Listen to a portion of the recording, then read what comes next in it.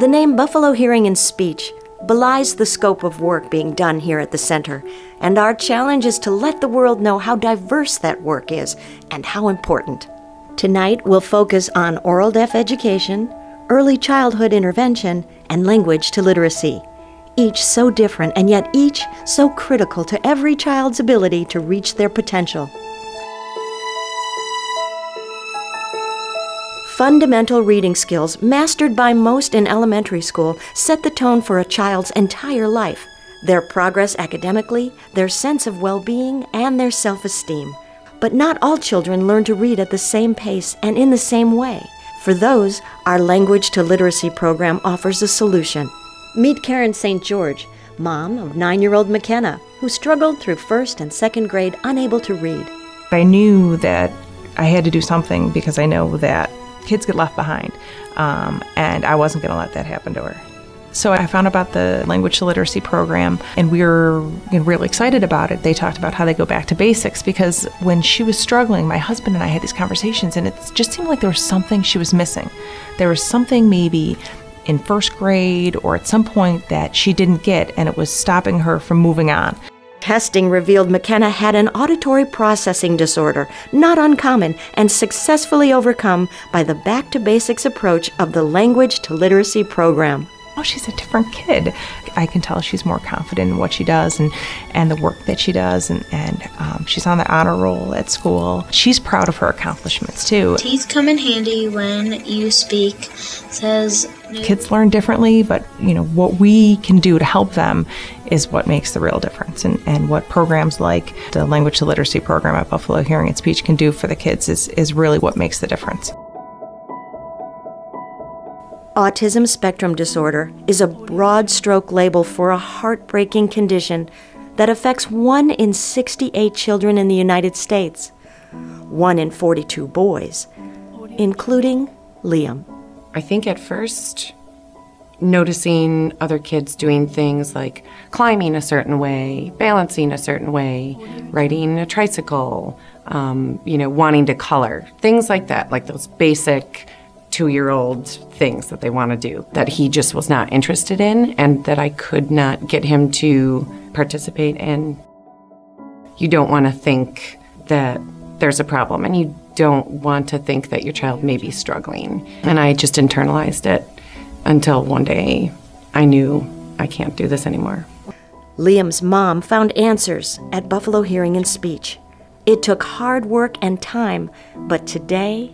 leaps and bounds. He's come out of his shell. He wants to engage with not just kids here, but on if I take him to the playground, his famous line is, "Excuse me." He always says, "Excuse me," to everyone.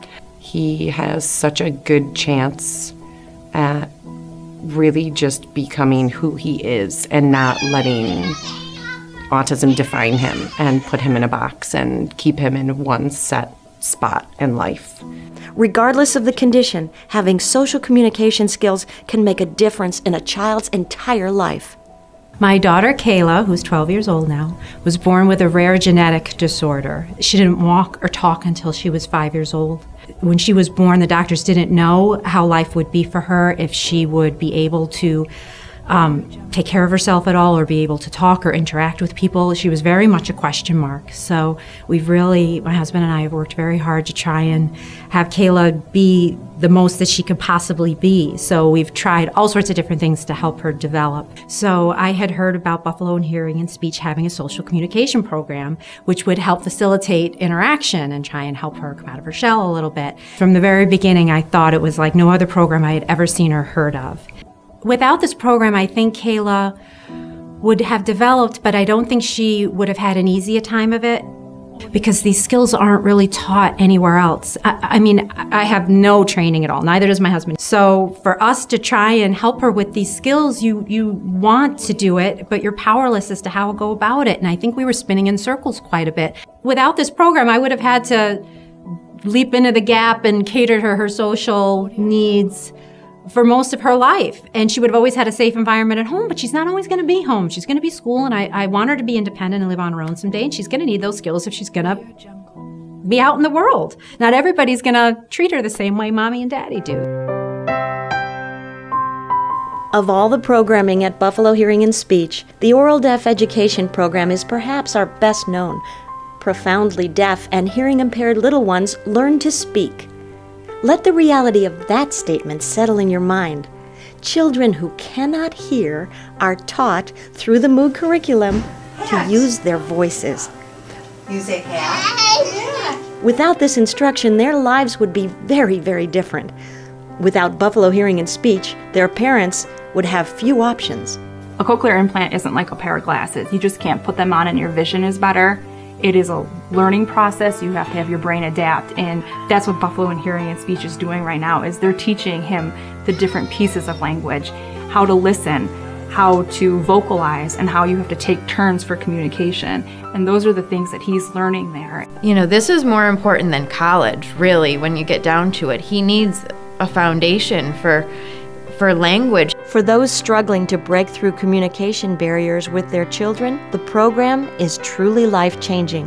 He just blossomed. Family members, neighbors, friends, everyone really noticed how he was just becoming more social, coming out of his shell, able to express himself and understand the other kids in conversations better. His vocabulary grew exponentially. So when we met with our school district in the middle of August, right as the program was ending last year, and they said, you know, are you ready to send him to kindergarten? And I said, are you ready to send him back to Buffalo?